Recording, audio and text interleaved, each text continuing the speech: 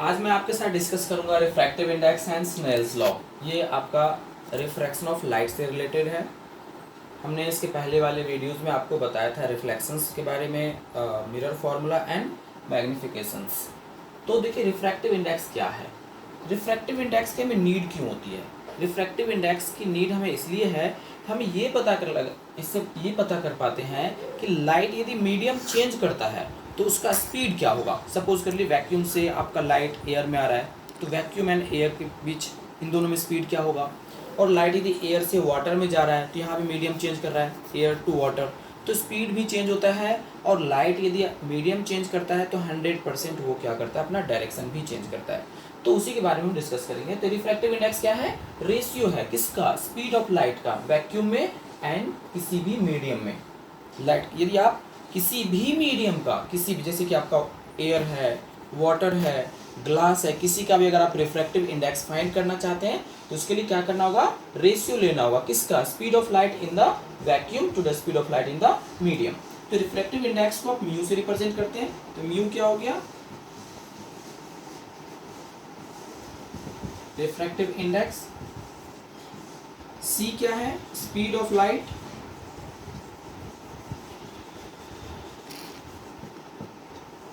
In the vacuum, और इसकी value आप लोगों को पता होना चाहिए 3 × 10⁸ मीटर पर सेकेंड। वी क्या है, speed of light in any medium.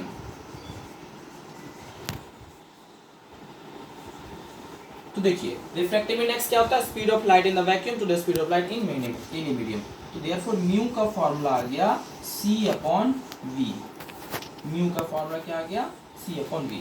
तो speed of light in the vacuum to the speed of light in any medium, ये रेशियो है किसका, स्पीड का, इसलिए इसका कोई भी यूनिट नहीं होगा। रिफ्रैक्टिव इंडेक्स एक यूनिटलेस क्वांटिटी है। अब इसके बारे में देखिए हम लोग ये जानते हैं, since C always greater than V means vacuum में लाइट की जो स्पीड होती है उतनी स्पीड लाइट के पास किसी भी मीडियम में नहीं होता है। तो that means C always greater than V।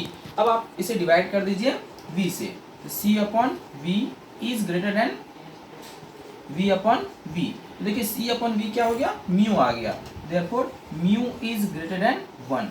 तो दैट मीन्स म्यू हमेशा 1 से ग्रेटर होगा। ये हमें इंपॉर्टेंट चीज पता चल गया। पहली बात कि म्यू इक्वल टू C/V होता है वैक्यूम में स्पीड की, लाइट की speed to the any medium, and mu जो है वो 1 से ग्रेटर होगा।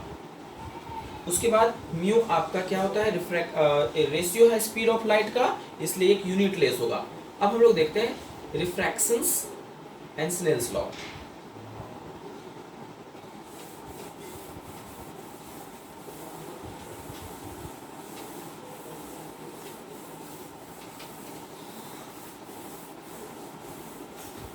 Snell's law that means refraction of light. देखिए रिफ्रैक्शन ऑफ लाइट के क्या क्या लॉज होते हैं। हमने यहाँ पे एक मीडियम लिया, यहाँ पे आपका एयर है और ये आपका वाटर है, ये आपका एयर है और ये क्या है, वाटर है। तो लाइट यदि इस तरह से फॉल होगी, ये आपका इंसिडेंट लाइट है, यहाँ पर हमने परपेंडिकुलर ड्रॉ कर दिया है, तो लाइट चाहेगी कि हम लोग ये यहाँ पे इस तरह से जाए, लेकिन इधर नहीं जाएगी, ये इधर की ओर मुड़ जाएगी। दूसरा हमने इस तरह से ले लिया, यहाँ पे एयर है और यहाँ पे क्या है आपका वाटर है। अब हम लोग लाइट क्या करेंगे, यहाँ से फॉल करेंगे इस तरह से। हमने इस पर परपेंडिकुलर ड्रॉ किया, लाइट चाहेगी कि इधर से जाए बट ये ऐसे जाएगी। तो यहाँ से हमने दो चीज देखा। देखिए एयर जो है वो रेयर मीडियम है, वाटर क्या है आपका डेंसर है। यदि लाइट रेयर से डेंसर की ओर आती है तो क्या होगी, वो नॉर्मल की ओर शिफ्ट हो जाएगी। और यदि लाइट आपका डेंसर से रेयर की ओर जाती है तो नॉर्मल से दूर चली जाती है। तो रिफ्लेक्शन ऑफ लाइट का फर्स्ट लॉ क्या कहता है कि यदि लाइट आपका रेयर से डेंसर मीडियम में आएगी, रेयर से डेंसर में, तो नॉर्मल की ओर मुड़ जाएगी। दूसरा, यदि लाइट डेंसर से रेयर मीडियम में जाती है तो लाइट क्या करती है, नॉर्मल से अवे फ्रॉम दी चली जाती है, दूर चली जाती है। तो ये रिफ्रैक्शंस का एक लॉ है, फर्स्ट लॉ। तो दैट मीन्स फर्स्ट लॉ क्या कहेंगे, incident ray, refracted ray and normal all lie at the same plane. तो फर्स्ट लॉ क्या है, इंसिडेंट रे,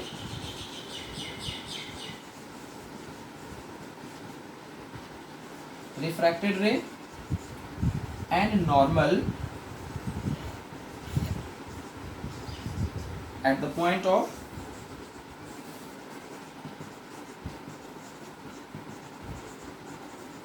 incident all lie in the same plane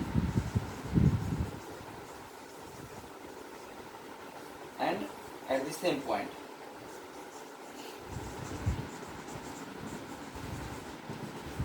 first law क्या कहता है, incident ray, refracted ray and normal at the point of incidence all lie in the same plane at the same point. Clear. तो यहाँ पे important चीज क्या है कि रेयर से डेंसर में आएगा तो नॉर्मल की ओर आ जाएगी, और अगर डेंसर से रेयर में जाएगी तो नॉर्मल से दूर। अब इसका सेकेंड लॉ जो स्नेल्स लॉ कहलाता है, स्नेल्स लॉ क्या कहता है, for any given colour of light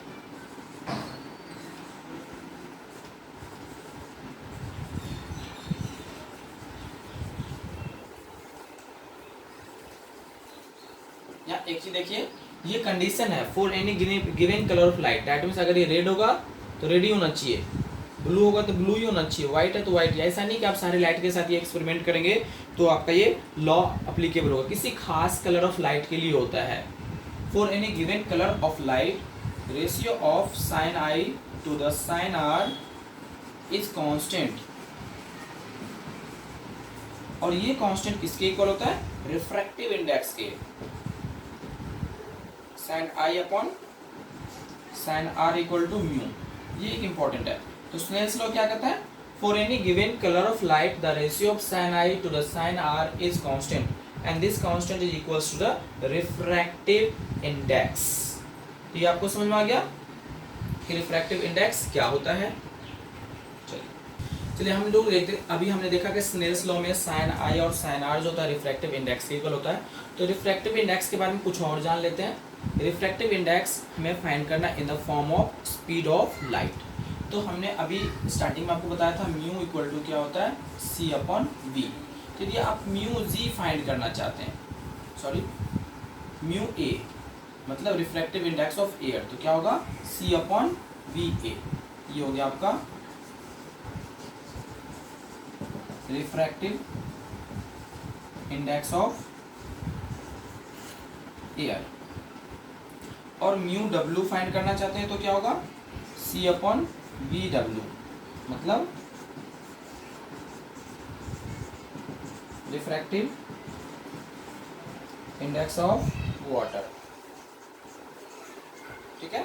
तो यदि हम लोग एयर का फाइंड करना है तो सी को velocity of light in air से डिवाइड करेंगे, और अगर वाटर का फाइंड करना है तो सी को डिवाइड करेंगे velocity of light in the water. But यदि हमें ये फाइंड करना है mu C mu A W मतलब refractive index of air with respect to water.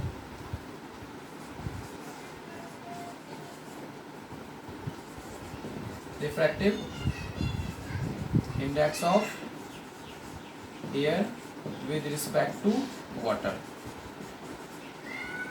तो देखिए क्या करेंगे, यहाँ पे क्या रिफ्रैक्टिव इंडेक्स ऑफ एयर, तो हमें एयर का फाइंड करना था तो एयर का वेलोसिटी से हमने डिवाइड किया था। यहाँ हमें किसका फाइंड करना है, एयर का। तो क्या होगा, velocity of light in water upon velocity of light in air. तो यहाँ से देखिए इसकी वैल्यू आप फाइंड कर लीजिए तो क्या होगा, इसको आप इसके साथ मल्टीप्लाई करेंगे तो यहाँ से आ जाएगा ये सी अपॉन म्यू डब्ल्यू, और यहाँ पर आ जाएगा सी अपॉन म्यू ए।